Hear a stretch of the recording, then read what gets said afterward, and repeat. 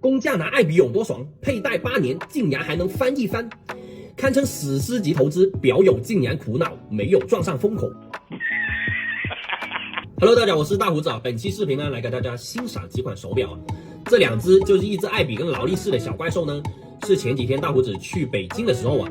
上一期视频也有说过了，就是回收的那几个手表。但是呢，大胡子在回程的路上已经到半路去到武汉那边了。然后这一个表友呢跟我说，大胡子我看上了这一个贴膜使用的熊猫迪，然后看一下能不能咱们置换一下呢？因为那个时候啊，我刚好看到他有发这一个15400出来，因为这一个呢市面上已经是极为罕有，而且也比较少见的二手全套了。大胡子其实对这一个还是挺感兴趣的，然后当时也谈好了，就直接回程了，因为已经在半路上，也只能赶回去北京那边，然后再跟这一个表友置换了。就大胡子跟这一个表友交谈时候啊，这一个表友呢，虽然他是公价折回来9万多拿到的一个爱彼的15400啊，但是他还是有点苦恼。怎么说呢？因为这个表友17年公价9万多拿的一个15400，去到22年的时候，他涨到了接近25左右吧。他说那个时候后悔没有把它出掉了，然后看它一直在掉，掉到去年前年的时候呢，外面的回收价在15、16万，也不舍得出。虽然呢，这个投资已经是稳稳跑赢的了，但是呢，还是不太舍得把它出去。然后刚好又看到大胡子的视频，就上2期说爱彼的行情起来了，然后就既然这样子的话，刚好又看到大胡子有一个贴膜使用的熊猫迪，直接换口味吧。因为上高铁之前呢，我就跟这个表友说，如果这一个表友确实是你自己一手使用，然后成色也比较好的，有一些磕碰划痕啊，咱们也不要说什么大刀砍啊什么之类的，毕竟我回程又回去北京呢，也比较累，毕竟确实我自己本人对这一支也是特别感兴趣的。然后拿回来我自己也配到2片，确实它这一个上手感觉是比新款的15500还有15510啊还是比较好很多的。然后咱们也顺便再来给大家欣赏一下这个表友23年的时候，22年年底吧，在专柜拿出来的一个公价的小怪兽吧。具体经历过什么咱们不方便说，这一支呢成色还是不错的，待会儿也给大家欣赏一下。现在的话直接给一个特写吧，毕竟好表还是给特写好一点。好了，咱们现在来给大家欣赏一下这一款爱彼啊。首先这一支呢是它的附件，当时42万6的台币拿下来的，这一个是17年的二手全套。他说当时候退完税，然后折算下来还是挺划算的，9万多还能退税啊，真爽。然后现在拉近距离给大家欣赏一下这一个15400哦。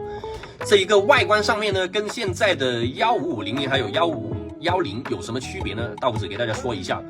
就单从外观上面来看，咱们先看一下盘面。15500呢，它就少了中间这一串英文，就是说盘面它会比较干净一点。然后15510呢，直接连 AP 这一个 logo 也去掉了，确实没有多少特色，但是盘面会显得更加简约。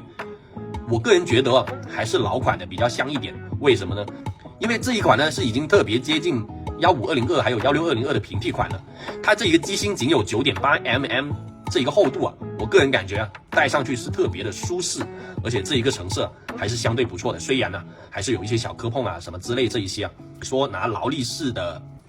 迪通拿钢款迪来对比的话，我个人更加偏向于这一款，因为现在要撞这款的表还是很少的。这一个它虽然只有41小时的动储啊，相比15500、15510 72小时的动储还是差了一点。但是你说对于这种机械表来说，我只要佩戴，其实相差这几十个小时不大，只要一直佩戴那就 OK 的了。然后咱们再来看一下这一个后面，这个的话它是一个金舵，咱们就是说它其实是铜材质来的，只是我们觉得是金舵，叫金舵，然后新款的都已经改用了钢舵的了。从性价比来说啊，对于15500、15510现在行情来说，真的是有过之而无不及啊。然后再拉近一点给大家欣赏一下这个盘面。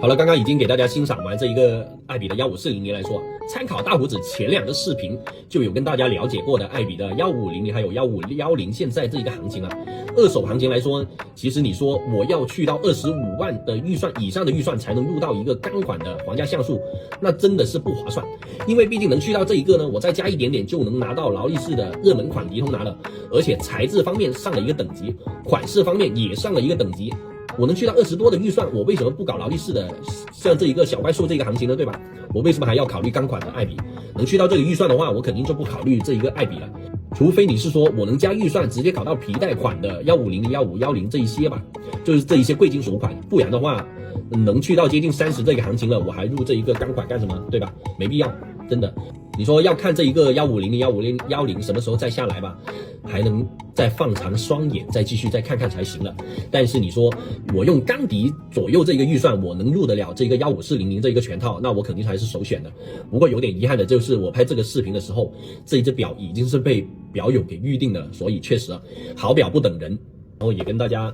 顺便说一下今天带的这一只欧米茄的超霸的行情吧。这一只真的是特别硬，虽然这个超霸是表友公价5万多在专柜拿下来的，确实是有点痛，但是当时候21年的时候这个行情也是3万多能买得到的卫士用品那当然了，就不是国行的专柜能入得到的行情了。这一只当时3万多能买到卫士用品，现在还是3万多能买到二手。所以说欧米茄来说，好多表友就问大胡子几万块的预算，我要买什么款式好一点呢？直接欧米茄的海马300，还有欧米茄超霸002，这一个闭眼入就得了。其他以下机芯来说，我感觉还是吊打全系列，就差不多这一个预算的。款式来说，我觉得也是，只要跟着热门款还有行情走的话，我觉得这一个预算不会错。毕竟玩表你还得经历这一个比较尴尬的阶段，你说几万块买劳力士不合适，因为预算也不太够，你能选的款式也不多，那还不如老老实实直接搞欧米茄了。除非是像昨天有一个表，他23年时候入了一个帝舵的红盾，但是呢，经历过几年的沉淀，他直接就搞了一个板带的可乐圈，对吧？他直接预算就升了几个等级了，跨越了几个等级，那又不一样，对吧？好了，这期视频也差不多了。如果各位表有什么名表行情资讯或者入表建议都可以随时联系大胡子聊聊天唠唠嗑拜拜。